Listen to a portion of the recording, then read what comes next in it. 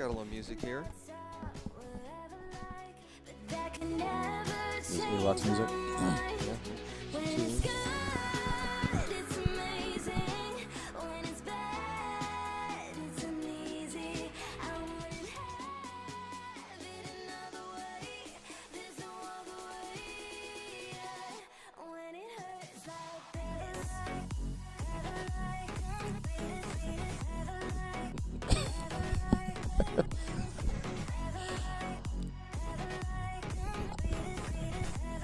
You have a disco backdrop for us, A-Rock? Just a club little, We're at the club. That's right.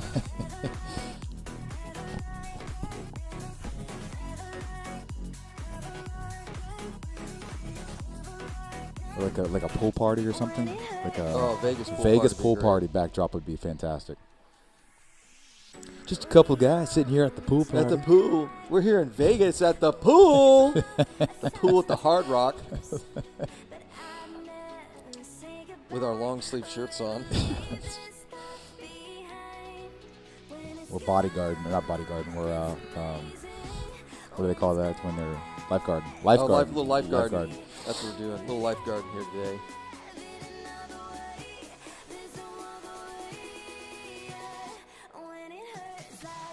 Did you go butter-free? Butter-free today. Smart. Yeah, after yesterday, I was thinking about this morning. I'm like, dude, this is too much. This is too much work. I need utensils. I need a prep table. I pulled that brisket out. It's here. It's this big. It's 15 pounds. I'm like, did you eat all of it yesterday? There might be some left upstairs and give it a try.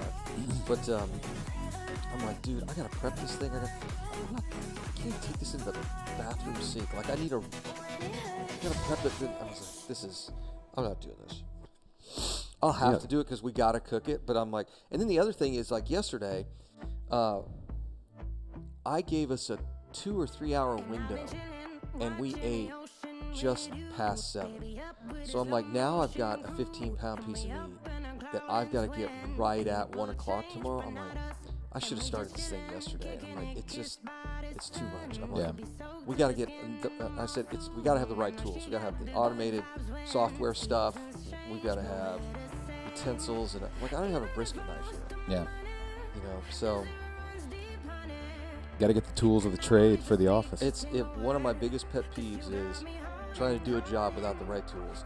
When I used to work on cars, I'm like, the bike's the same way. Just buy the best tools. Yeah. It makes it 1,000 times easier. Oh, yeah, let's go check it out. I'm going to see where...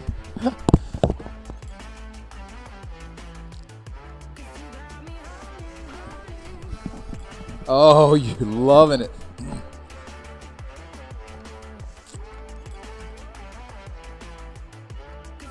A-Rock, you're awesome.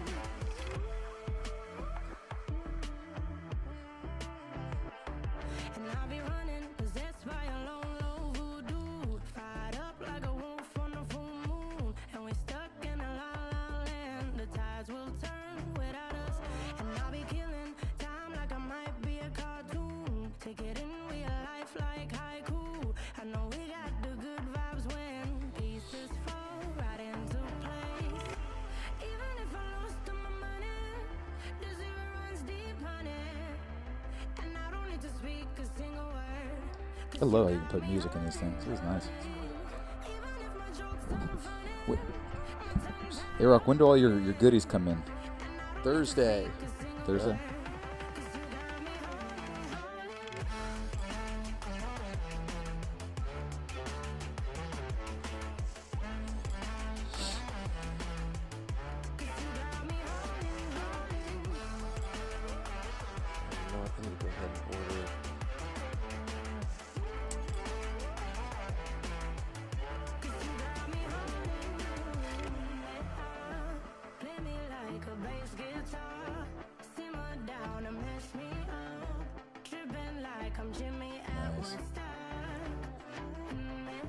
I like it.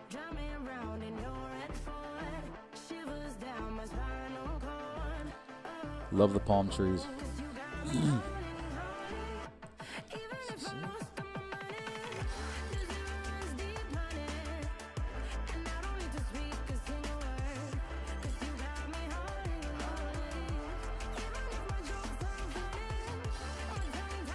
Oh, damn. This thing won't come until Tuesday. That's okay.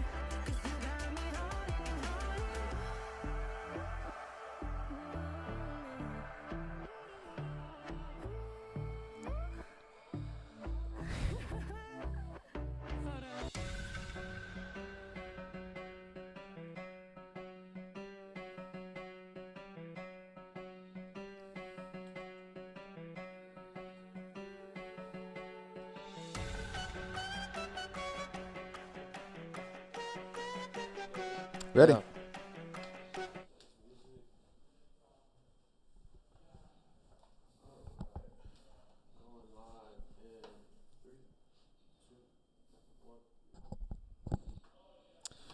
Welcome to the show, folks. Jason Bible, joined by Brian Burr, What's up, everybody? Money Man. The Money Man. We ought to have the money music. You gonna get me a suit with a money suit? Yeah. Oh, the money suit No, I would be don't- good. Or how about a tie? Just a tie. You wear like a T-shirt and just the money tie. I'd wear that. Yeah, that'd be pretty. That'd be Yeah, pretty my sweet. first tie since I haven't worn a tie in almost 4 years. So That's a good point. When was the last time I wore? Not even to like weddings and stuff. I usually one to a don't. funeral. yeah, I usually just do collared shirt, Mm-hmm. jacket, but I kill the ties. I only wear the ties at funerals. There you But go. I do wear I do wear the suit. So, all right. So Brian's here. We had you here. I don't know, a week or two ago. That's right. You're the guy that manages our just all the money stuff we've got going on. So like the fund and syndications Yeah. and all that sort of thing. So obviously do some lending from time to time. So for those of you who are interested in doing lending in real estate or buying notes, you're doing a lot of notes stuff Yep. right now, right? Love the paper side. The paper side of the business. If I had to do it all over again, my background's in finance. So if I had to do it all over again and I knew no one in this business and didn't find a good guru or any of that sort of thing, I would be real tempted to do notes. Yeah. Especially if you like your job or you're retired and you really want to do this as passively as possible, I think notes is the way to do it. Yeah. I mean, I think, if someone is a full-time real estate investor like you are, that's kind of the beauty of being to where you have the active side of life. You're going to do something during the day. And whatever capital you can pull from those active real estate activities, you can put into something passive like a fund, a syndication, or notes. So, I mean, you have the best of both worlds being around it. Yeah. And obviously there's headaches in doing notes, just like there is anything else. But Sure. you're not out there meeting contractors, dealing with tenants. You're not dealing with any of that nightmare of kind of just regular real estate stuff, right? Right. You're really just as passively as possible. Once you've vetted the deal, and then kind of ensuring that deal goes to fruition. So Right. maybe you could share with some folks, just based off your note experience, where you've seen some challenges in the note business. Like what are, a handful of pitfalls that you've run into with notes that you've put together? Well, if it's more private lending for like short-term hard money type lending, or I say private lending, it's really just vetting the borrower and the deal. You look at every single deal as if it's possibly something you could take back and or have to foreclose on. So that's really, and it takes some time. I mean, if you're not familiar with that world, my first 10 private loans were terrible. I'll be honest. Not they all paid back, thank God. Yeah. But I didn't necessarily underwrite them correctly. Didn't look for certain things that were necessary. With buying somebody else's consumer notes, like that's different because you don't know how that paper is underwritten. And consumer loans, where the owner lives in the property, that's there's different regulations. That's that a protect whole them. different ballgame, right? So Whole different, yeah. You've in the past essentially created your own notes. A real estate investor. A lot of your stuff's flips, right? Did you ever do any stuff with guys that were doing rentals where they were refined, or were they all flips? I had 4 rentals, and then I eventually sold them over time. No, I meant when borrowers come to you, are those mostly flip borrowers or are those guys doing rentals? Flip. Yeah, Okay. yeah. So you're sitting down with an investor, looking at the deal, probably getting a BPO and appraisal on it, survey, insurance, all that sort of thing. Right. And then you're holding that note for a year or two until that project sells, right? Right, yeah. Usually 6, 9, 12 months. Okay. And the projects that you're doing, what's your typical time frame? On a brand new, on a flip from Yeah. let's just say it needs everything, 9 months, then it takes probably 3 months to sell it. So you do that, you're on the originating side, and then you also buy notes from other people. Yeah. So there are companies out there that will do hard money loans, they'll do long-term financing, and then they'll sell those notes. And typically those are notes with other investors, right? So they're going out and they're buying an office building like this, and they're saying, "Hey, Brian, you got a couple $100,000. We need $2 million to take this deal down. Are you interested in owning a portion of that note?" Yeah. So it's basically just a collateral assignment. They've already done the due diligence on the borrower and the asset. They've underwritten the paper, and they just basically assign you over their loan or their lien for if you put down the money for the principal and whatever their escrow is for the renovations on that borrower. So it's a short-term arrangement, really. It's you're parking your money somewhere, you're earning 9 to 10% on your cash, and it's secured by real estate. So that's something you can get that you can't get in the equities market, stock market. So it's an option. It's just another option. Yeah, it's another option. Yeah. And then typically, at least from my understanding on the deals you've done, whenever you've bought these commercial-based loans, and by commercial I mean not necessarily commercial real estate, but to real estate investors, not to homeowners. We may talk about homeowners here in a minute, like someone who actually is going to live in the house. Right. That's a whole different note business, Right. and it is much more regulated. So there's a lot more risk in those sorts of loans. But on the commercial side, you're doing loans that typically, if the borrower defaults, that there's some sort of servicing agency or the company that sold you the note will then go in and foreclose on your behalf. Or they'll buy it back. There'll be some kind of guarantee. Yeah, so there a few guys in town that actually they wire back your principal, whatever interest you've gained up into that point you keep, obviously. And then they go and take the task of foreclosure, which could take 3, 6, maybe 3 months to 4 months. But that's really nice for somebody that just wants to park their money somewhere. Who that's the first question they're going to ask is like, what happens if this borrower defaults? What do I do with this property that I never wanted? And that's a nice assurance from a company that where they'll take back the property, wire you back your money, then you're free to do whatever else you want to do. So it's a really cool business model to emulate, and it's probably one of my favorite things I've seen like in the market. So if you've got that, you've really got to partner with that expertise that knows the houses that they're buying or the commercial deals where they're doing the appraisal, they're doing all the due diligence, and then being able to passively invest. It's really the only avenue I've seen. People say rentals are passive. I'm like, they're not passive at all. They're not passive at all, right? The note business, syndication, and funds are about as close as I can get to a passive return. Right. Yeah. Because, you're really just checking paperwork. You're making sure you have all your documents organized and gathered to protect you in the event something can go wrong. And things, they do go wrong. It happens just like in a rental, say you have a water heater go out or an AC unit bust. It's you have much control over the deal. You can rather than having your power or control alleviated to somebody else, like you're buying shareholder of Apple, right? You have no control of what that company can do.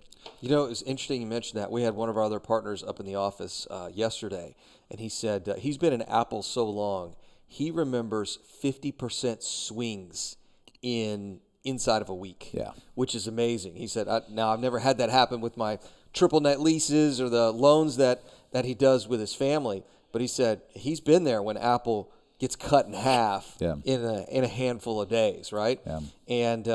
And he said at the time, it was a significant portion of his net worth, significant enough to go, wow, I'm going to be riding this one out for a while. Yeah.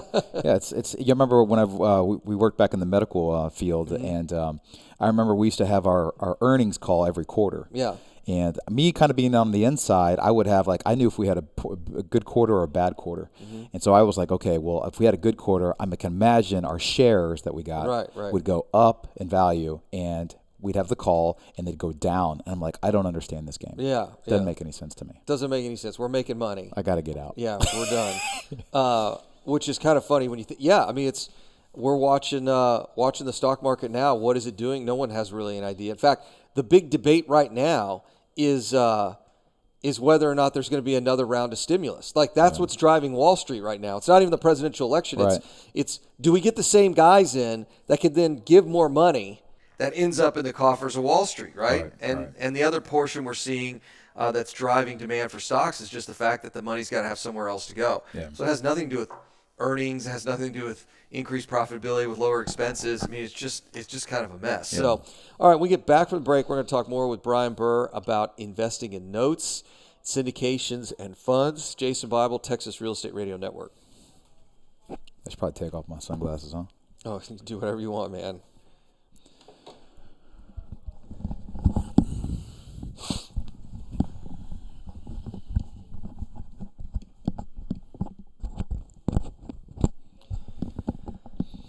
Did you end up going out last night after the everybody? No, we went No. there and then came home. I called you on the way home, and I didn't end up going out. It was eerie how little traffic there was. Oh, yeah. Like everybody was at home watching the election. Yeah. So after we went to Bombshells and they weren't showing the election, I was like, this is ridiculous. So then I thought about just calling a couple bars in the Heights, and I was like, I'm probably just going to pack it in. So I had one Basil Hayden's, and by then it was like 11:30. I've been doing this all day, right? Yeah. And I was like, I'm exhausted. I'm going to bed. Yeah. We had a Thursday. I mean, it's up to you, but we can always I can just order. No, I think that's what we'll do. We'll order Just for the 1 p.m. give you a day off. Yeah. So you don't have to do this. I know you love to cook and the food's awesome, but I was like, I don't, like I said, I don't mind doing it. I just got to have all the tools and stuff. we actually have to have a kitchen. Yeah, yeah. That'd be great. Once they finish out, or once We were actually talking about today in our building meeting, but and really all I need is I need a prep table with a sink, all the utensils, and if I had an oven there, and we could literally just throw that crap in there. Yeah. But the oven would be nice when something doesn't go right, and it's already like that smoked in flavor starts as soon as you put it in, and it ends 2 or 3 hours in. So if the weather gets nasty or something happens or I got to go or what, you can just take it, throw it in the wrap it up, throw it in the oven, and then just let the oven finish it out. I know a lot of guys that do that. They'll put it on big green egg for a couple hours and they just throw it in the oven, let the oven finish it for the next 8 or 12 hours. Yeah. So I was going to come back last night after the game because I think right when I got in my car, I called you or texted you. But when you guys had already left by then, but I wanted to try those ribs. Those things look good. They were pretty legit. Yeah. They were pretty legit. You try them, A-Rock? Did you have them? God, you lucky. The girls literally had a boneyard in front of them that looked like they just crushed like a small dinosaur. I was like, small dog. Yeah, I was like, holy cow, they went through it.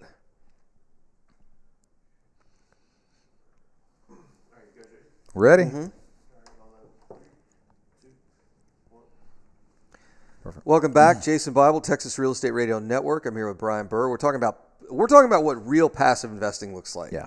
And it's somebody goes out and does the work. They find the deal, they get the construction estimates together, they're doing all that stuff to do the deal. Yeah. And then somebody's coming in as a passive investor, a lender, investing in a syndication or fund, and those folks are really more just like you said earlier, kind of checking the homework of the person they're going to invest with, right? Right. So they're looking, and when you're putting a deal together, what are the things that you're looking for before you make an investment decision? It's specifically with the private lending or the notes. Yeah. It's with a borrower. I'm just trying to really just get to know the person and see what kind of work they do. Sometimes the contractor can really dictate the overall asking price of what that house can be sold for. Absolutely. So finding out who's doing their work, that's super important. But it's kind of a trade-off. Like with when you're lending to somebody, you're relying upon them, their contractors, to do a good job so that you can ultimately get out of the house and get your money back. And then with syndications, you're relying upon how well they can manage the overall asset.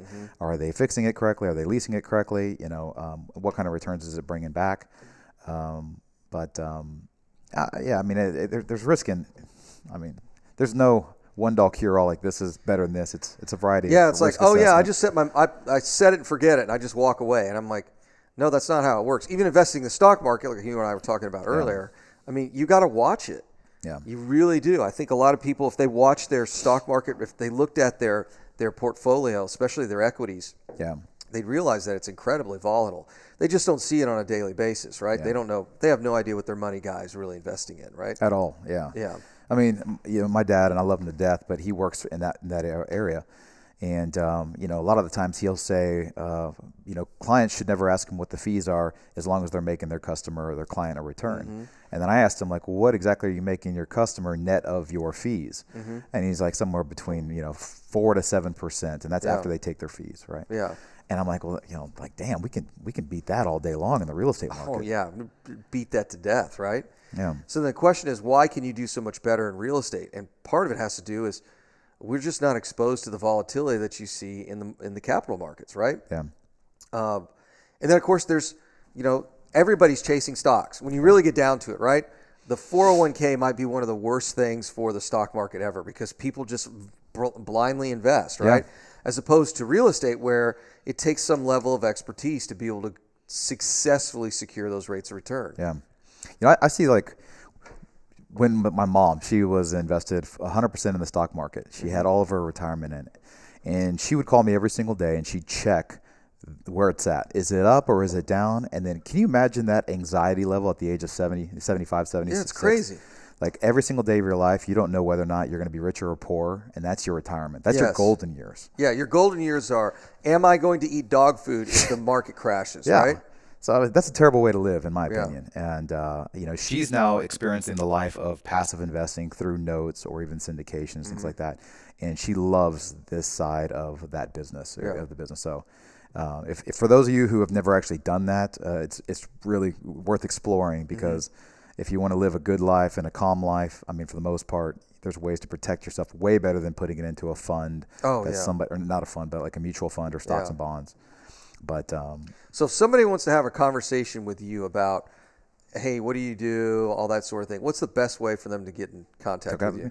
You can email me at brian@mrtexas.mrtxre.com, or you can just call me on my cell phone. It's 713-620-8148. I'd be happy to walk you through kind of things that you're exploring and I try to give you a very unbiased perspective. I'm not trying to push you one way or the other. Yeah. So, but I like to give you, like, these are things that we've experienced, we've seen in the market, and there's real estate is much more forgiving if you make an error than the stock market. Oh yeah.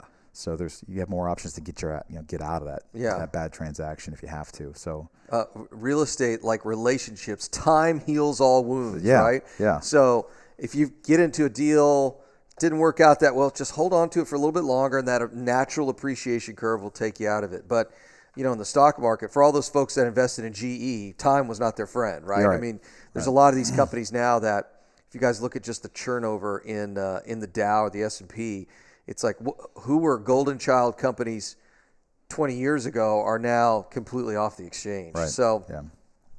But that's not the case with real estate, right? Yeah. So if you guys want to get in touch with Brian, again, it's brian@mrtxre.com. You can send him a note there. Or you can fill out, I think we got an intake form on our webpage, mrtxre.com, and you can fill that out from there. So what do you see? You work with a lot of note investors. What do you see kind of the big common mistakes that some of these folks will make in originating notes? In other words, in working with borrowers to lend money. What are some of the kind of horror stories that you've run into when folks are working with borrowers? If it's a fix and flip and say there's a renovation portion of the loan, most private lenders or new borrowers or new lenders, should I say, are going to give them the full amount of the money at closing. That's a big mistake. Yeah. Because if there's $50,000 in renovations and you're going to give them all $50,000 at closing, they could just, go wherever, or mismanage the funds. So having a plan in place where the borrower comes out of pocket first before the lender gives them a portion of what those renovation, costs would be, that's the best sequence of how you should run those types of, those loans, where they have a budget. You have, if it's $50,000, you're going to issue $10,000, portions of that money to them after you inspect what they've already paid for. Yeah. So, yeah, but you learn all that. Like that, you'll never know that going into your first private loan. So, for somebody that's brand new, maybe buying their first note from guys that either refining out of a property with a high interest rate, but just seeing the paper with the documents behind it, making sure it's insured correctly. Because it's a different world. I mean, but you got to be able to read title stuff too, right? You got to understand the title world as well. If you're the one, the difference between buying a note that someone else has put together versus creating that note. The difference is that due diligence, right? There's a lot more, the return might be higher, but there's a lot more work that's going to be required as well. Right. Yeah. So, yeah, I mean, it's another language. It's a different vocabulary, skill set you have to learn. Just like in medical device when we were doing that. I mean, it takes time, but it's worth learning if you're going to be in real estate at all. And just like in syndicating, like all the funds that we have in the multifamily syndications that we're putting together, it's a different set of vocabulary if that is what you're doing.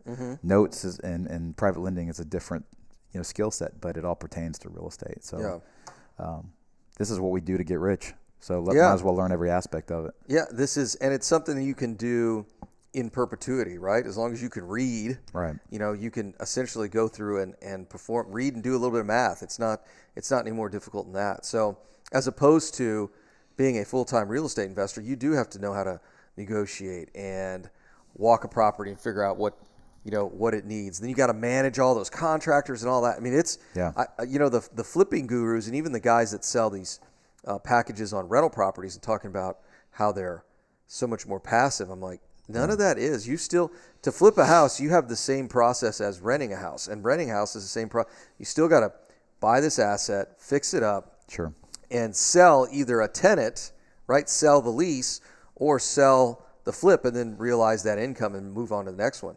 And then the difference, of course, with the rental properties, now you have a whole property management side. So when folks jump into real estate, they're like, oh, I want this, and I want that, and I want this, and I'm going to do this many of them. And I'm like, look, how much time do you have? Because really most people only have about 20 hours a week. So when we get back from break, we'll talk more about passive real estate investing. This is Jason Bible, Brian Burr for the Texas Real Estate Radio Network.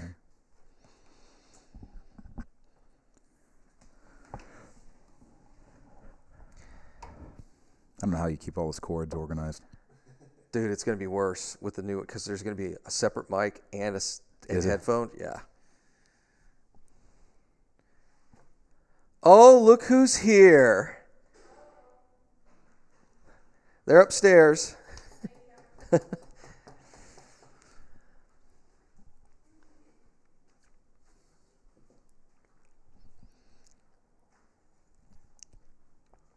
We are live. I didn't say anything. I was just looking around. I just saw the look on your face. Around. We are live in studio.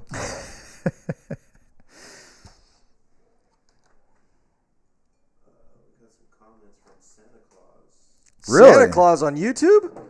What does Santa Claus say? What does he want? I have a quick question. Shoot. If Joe Biden wins, will the economy crash? I heard Trump said this in his final debate. No, it's ridiculous. He dropped another one, said, I was wondering if this is true. Will the economy crash if Joe Biden wins?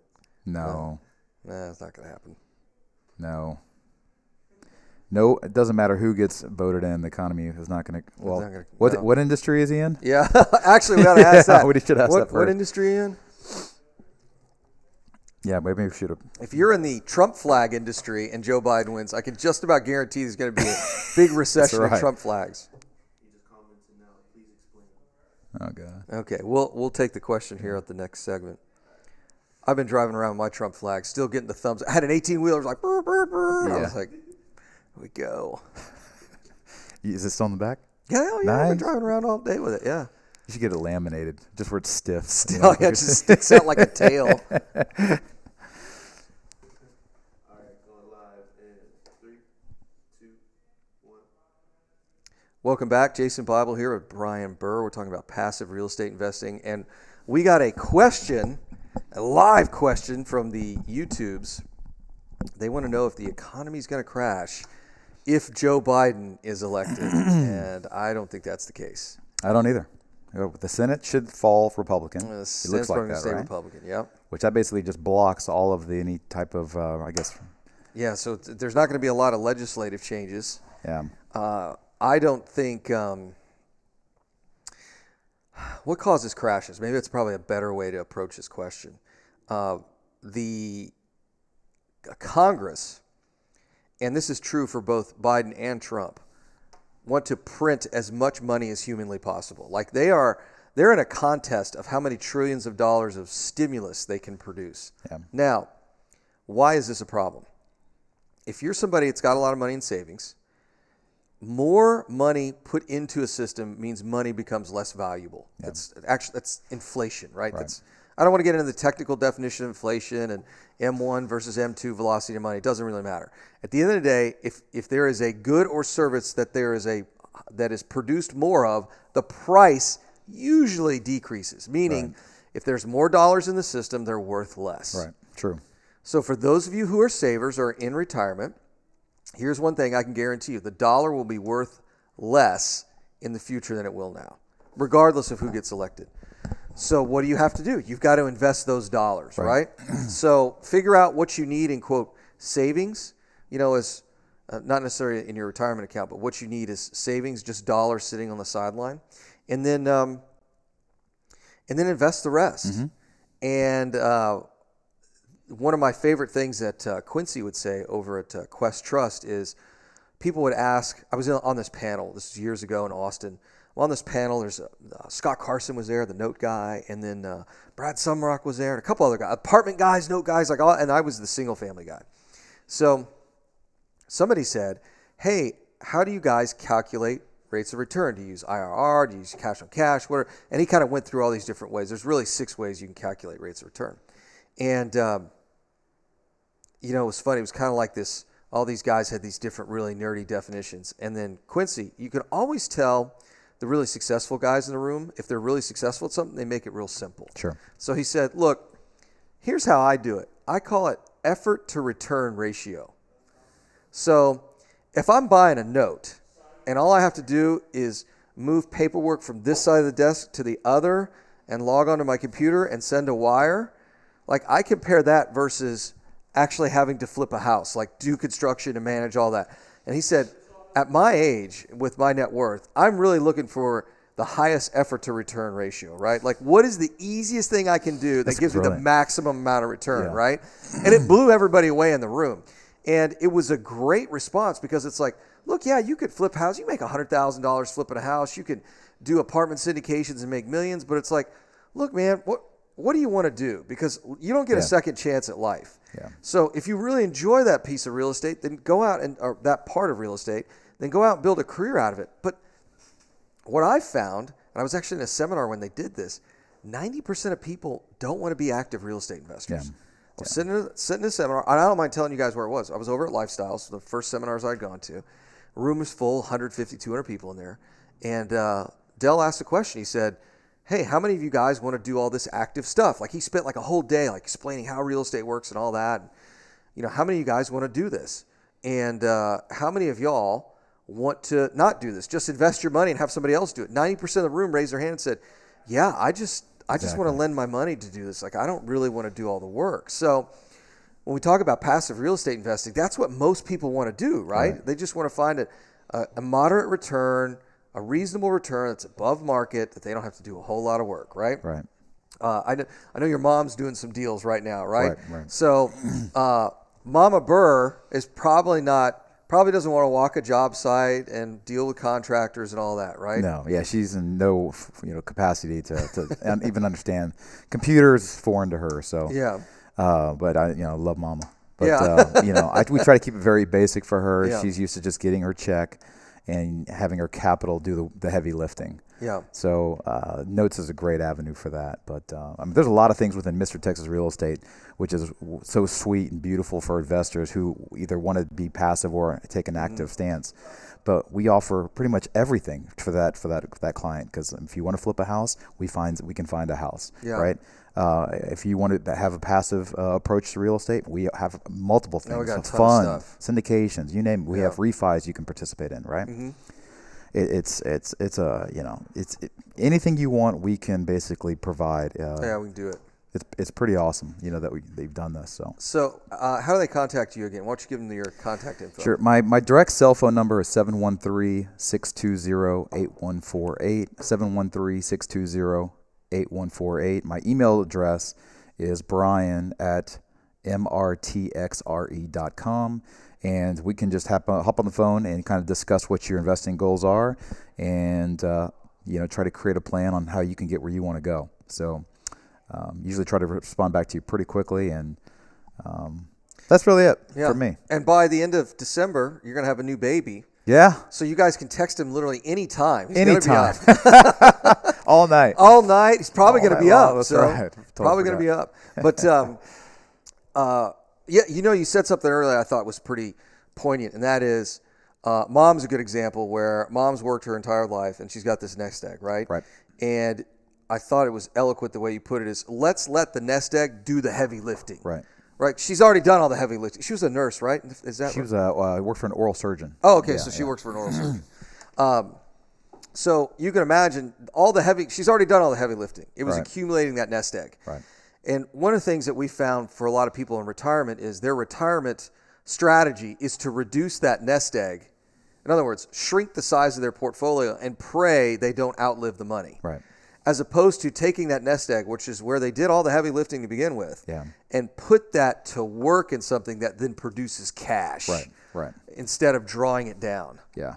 Have you ever found, like, this was what's interesting. We're smart guys, so I think we're smart guys. But, like, before we discovered real estate as a way to kind of get where we want to go, like, anytime I would really try to understand stocks, bonds, mutual funds, and doing it through, like, an asset manager, it was always kind of like this foreign thing I could never wrap my hands around as far as understanding.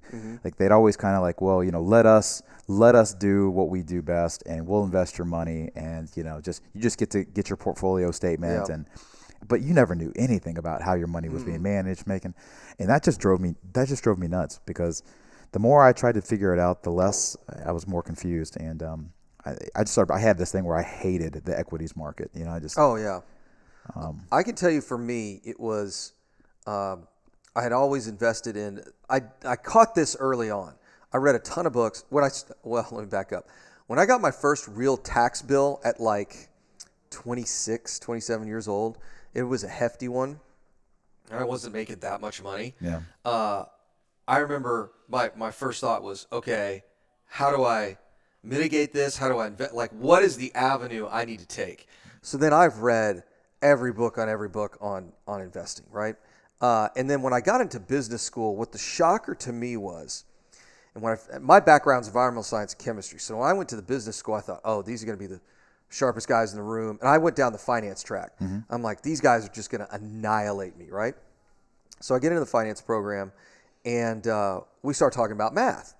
And I'll never forget, the professor wrote a formula on the board, and he said, hey, and a couple of these guys manage funds. He said, hey, does anybody know what this formula is?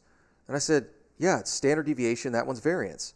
And he said, that's very good. Most people don't get that. And I was like, you guys don't know what this is? This is like a stand. And that's when I realized even guys that manage money really don't understand like the underlying math, right? And we could talk about that, why that's a poor metric for what they're using. But at the end of the day, they don't even understand some of the stuff they're doing. Right. So, all right, we get back from the break. We'll talk more about equities versus some of the stuff we're doing in real estate. It's Jason Bible, Brian Burr, Texas Real Estate Radio Network. All right, fire us back up there, A-Rock, whenever you're ready to go.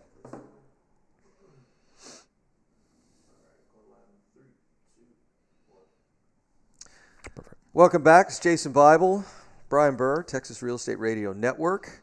Talking about passive real estate investing. Brian manages the passive investing side of our business. If you want to get a hold of him, you can shoot him an email, brian@mrtxre.com. We were just talking about the equities market, but I went to school with a bunch of guys, real sharp group. I mean, no dummies in that group, but it surprised me how I don't want to say how little they knew, because obviously they knew a ton of stuff, but just explaining the underlying mathematics of modern portfolio theory or some of these other things. And I was just sitting there and I was like, oh, this is why the vast majority of money managers can't beat the market. So early on in my investing career, when I read all those books and I was playing in the stock market, I would just find the least expensive index fund. That's right. And just buy that. That's right. That's the best. Yeah, it's the best path. And you ever seen that video that Warren Buffett did where he bet against the hedge funds and he said, if you guys can outperform the index 10 years in a row, I'll donate $1 million. It was like $1 million or $2 million. Oh no, I hadn't seen that. To charity of it. And then like fast forward, he comes to this conference where they review that bet, and of course the index outperformed the hedge fund. Yeah. And I was like, daggum. I was like, And the hedge funds have the brightest guys in the world in them. Of course. Yeah. Yeah. Because those guys are paid millions and millions of dollars. Yeah, these are no dummies. And they're hiring quants out of Stanford and University of Chicago, like literally the smartest mathematicians to do these things, and they can't beat the market. There's something it's called like a fund analyzer, where if you are in a mutual fund, whatever your stock guy picked out for you, you can find out what the fees are versus what an index fee or index fund would charge. And I think Fidelity and Vanguard have some of the lowest index fees. Yeah, Vanguard's definitely got some of those. It's like almost free, right? Yeah. You can transact for nothing, you can sell for nothing, but it's you take $1 million over the course of 10 years, what that would be in just fees alone, and the index will always beat it. It's eye opening. So one of the conversations I have with a lot of passive investors, they'll say, "Hey, I want to do a first lien loan with you guys," and it's like, "Okay, great. So what are you looking for?" 7-8%, whatever it is. And they'll say, well, in my stock portfolio, I'm actually getting 10 or 20%, or whatever number they come up with. And I'll say, does that include the fees or no? Yeah. And said, what does that look like over the last 3 years? I'll tell you another misconception is a lot of investors believe that they don't pay taxes inside their 401k or their Roth. And I'm like, no, those companies inside there pay those fees. Oh, yeah. Oh, you're totally paying taxes in there. Yeah. The other thing is transaction fees and taxes that are paid at the time you invest in the fund. Those funds actually pay taxes. Sure. And that goes against your return, right? So a lot of times the financial services industry has done a great job of hiding kind of where they make their money, right? Oh, yeah. So as opposed to real estate investing or the syndications and funds that we run, it's super transparent. Yeah. I mean, there's no like our fund's a great example. There's no transaction fees. It's a 9% preferred return, plus we give 10% equity if anytime we sell a property in and out of the fund. Yeah. I mean, it's a pretty simple little process there. And I think a lot of the guys that are bragging about how much they're making in their portfolio in the stocks, it's not even a realized return. Like they have to sell it, pay the tax on it, then they can say they truly made the gain. Right. But I mean, just because it went up $20,000 inside of a day doesn't mean you made that money, because it could easily come back. Right. It's all smoke and mirrors. Like in God, what was the movie with Leonardo DiCaprio? Remember when they were doing remember that? Oh yeah. What was that?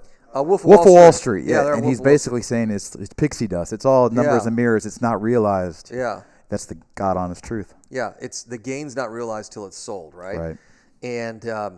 And you are investing in companies that do have a finite lifespan. In fact, if you do a lot of research, what you'll find is that a lot of companies are not living as long as they used to. Yeah.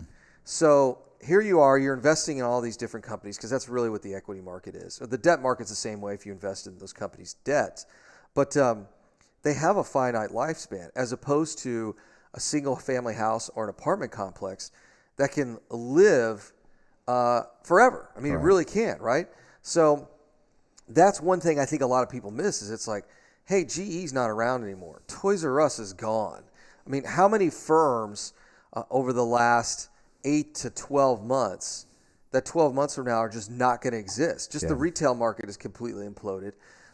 There are commercial mortgage-backed securities for retail space that are completely gone. Yeah. But that apartment complex, that self-storage facility, that single-family house is going to live in perpetuity. Yeah. And if it burns down, you got insurance, insurance, that's right. So it lasts forever, as opposed to a company out there that just may not exist 10 years from now. That's the truth. I mean, you're 100% right. I mean, everybody who's got a lot of net worth that has capital, I'd slowly be trying to work your assets into real estate and away from the equities market. But I will tell you, one of the biggest lessons I learned was the richest guys I ever worked with were invested in businesses on the private equity side. So they had interests in businesses that were not publicly traded. A lot of times they knew the management team. Yeah. So Rob and I just started doing this year. We invested in a marketing company. And they're in real estate, or they're in real estate related activities. So let's say they may own some notes, or they actually own the apartment complex, or they own the storage facility, or they're a partner in a syndication, right? They're invested in that portion of it. The returns are much higher, but I also believe that the volatility is a lot less, Sure, right? right. Especially as it relates to real Yeah. estate. I mean, our background being in medical device or medical sales is like how many times companies would have this grand idea that they were going to take to the market, get it FDA approved or cleared, and then, but you don't even hear about these small companies anymore. And No. they were all looking to raise money, find private capital, and none of them pay a return to their investors until they eventually get acquired or sold. But that's like a very small chance. It's a real small percentage of those companies, right? Yeah. And then, you bring up the merger and acquisition side. How many companies actually flourish after their M&A? I think Oracle is the only one that's really figured it out. Yeah. But yeah, you buy something and, now we're getting a portion of, we're going to get this portion of stock because it just got bought out and that company ends up just really not doing anything with it, right? And like you said, what causes stocks to go up and to go down, nobody knows. But here's what I do know.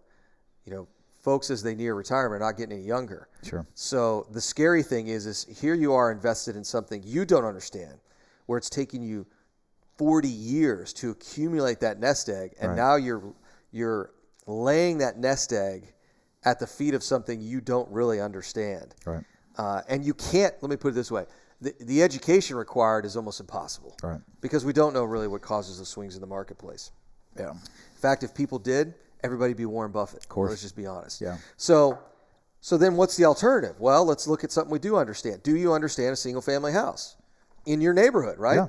Dr. Dotzauer is famous for saying, what do you know better than the single family house in your neighborhood? Yeah. Everybody lives in one for the most part, right? So, I mean, it's got the same expenses. If this house has, pretty similar expenses to this house, you can kind of know how to budget that in to your overall, return if you're going to like do a buy and hold property. But yeah, I think it's easier to learn the real estate, the asset-based type of real estate investing portion rather than doing stocks and bonds and all that. But well, and I like the note side of the business because you can learn the real estate business at a pace that actually makes sense. Yeah.